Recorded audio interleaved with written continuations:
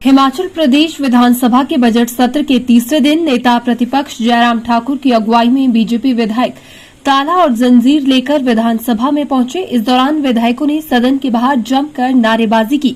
BJP विधायक दल के नेता जयराम ठाकुर ने सुक्खू सरकार को ताले वाली सरकार करार दिया। इसके बाद बीजेपी विधायकों ने विधानसभा में मुख्यमंत्री के कमरे के बाहर भी जमकर नारेबाजी की।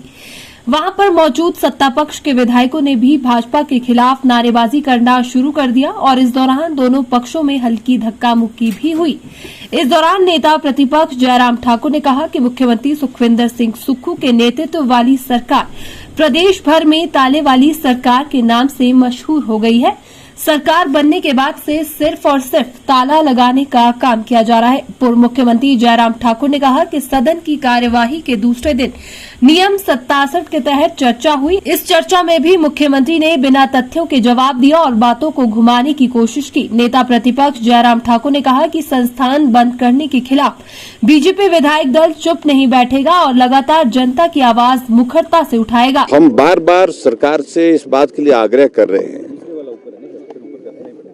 कि सरकार के साथ ये ताला ऐसा जुड़ गया जो खुलने का नाम नहीं ले रहा है। सरकार बनने के पश्चात हर जगह तालाबंदी का ये जो दौर है ये समाप्त होना चाहिए और इसी बात को लेकर के हमने पिछले कल भी नियम 67 के अंतर्गत विधानसभा के अंदर काम रोको प्रस्ताव लाया था।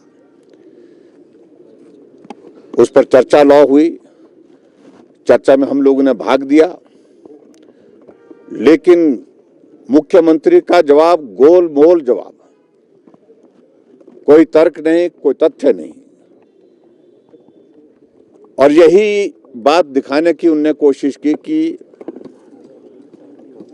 हमने ये निर्णय लिया है और उसके बाद बार बार इस बात को लेकर के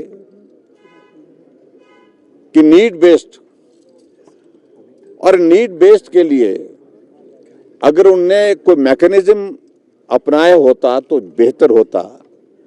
जल्दबाजी में चीजें करना ठीक नहीं होता कभी भी। और ऐसे में हमने बार बार उनसे आग्रह किया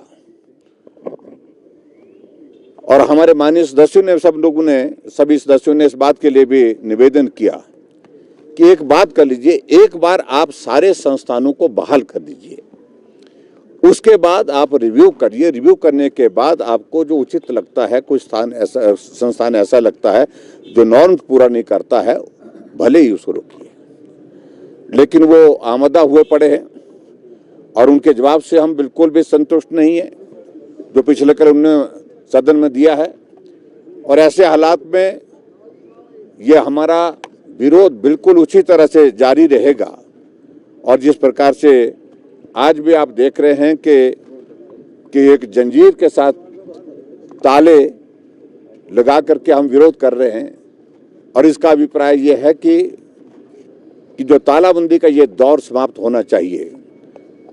और तालाबंदी चारों तरफ जिस प्रकार से की है, इसका विरोध भारतीय जनता पार्टी विधानसभा के अंदर, विधानसभा के बाहर करती रही। वहीं विपक्ष द्वारा किए गए इस तरह के व्यवहार को विधायक केवल सिंह पठानिया ने असंवैधानिक ड्रामा करार दिया और बिना प्रावधान सरकारी संस्थानों को खोलने का आरोप लगाया। उन्होंने कहा कि विपक्ष चुनावी हार से हताश है और विपक्ष में बैठने से घबरा रहा है। वहीं उन्होंने ओपीएस और सुखाश्रय योजना का जिक्र करते हुए मुख्यमंत्री सुखविंदर सिंह सुक्खू के नेतृत्व में व्यवस्था परिवर्तन करने की बात कही। अगर 2 महीने 10 दिन की बात की जाए, इनको हिमाचल प्रदेश ने 5 साल के लिए मैंडेट दिया था।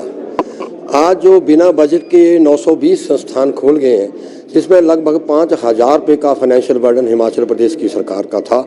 तो माननीय मुख्यमंत्री महोदय आदरणीय ठाकुर सुखविंदर सिंह सुक्खू जी ने ओथ ली और ओथ लेते उन्होंने कहा हम सत्ता के लिए, सत्ता में नहीं आए, व्यवस्था परिवर्तन करने के लिए आए। और जो कल माननीय मुख्यमंत्री महोदय ने, सदन के नेता ने जवाब दिया, इन्होंने जवाब नहीं सुना। और किस तरीके से 250 स्कूल जो हैं बिना टीचर के हैं, जितने भी कॉलेज खुल गए हैं 90% कॉलेजों में से कम 5 और 10 के बीच स्ट्रेंथ है। 7 ऐसे कॉलेज हैं जिसमें 0 स्ट्रेंथ है। तो और चाहे वो प्राइमरी हेल्थ सेंटर थे, चाहे वो वेटनरी हॉस्पिटल थे, इनको क्या इमरजेंसी पड़ गई थी कि जो 8 महीने में इन्होंने, कहता हूँ 90% संस्थान जो है इन्होंने वो खोले। जब इन्होंने संस्थान खोले, आज मुख्यमंत्री से जवाब क्यों मांग रहे हैं? हिमाचल प्रदेश की जनता ने विधानसभा के चुनाव में उनको संस्थानों को खोलने के लिए ही जो 8 महीने में खोले थे, लोगों ने विश्वास नहीं किया, उसका जवाब इनको दिया है। आज ये हताश हैं, ये सत्ता विपक्ष में बैठ नहीं सकते, इसलिए अभी 2 महीने नहीं हुए। माननीय मुख्यमंत्री महोदय ने व्यवस्था परिवर्तन की बात की थी, हमने कर्मचारियों को वादा किया था, ओल्ड पेंशन स्कीम हमने ग्राउंड में उतार दिया है। सुखास से 101 करोड़ रुपए का बजट जो हमारे जिनके माता पिता नहीं थे उनके लिए उन्होंने प्रावधान कर दिया। कल बजट आने वाले में बजट में बहुत सी घोषणाएं ऐसी आने वाली हैं।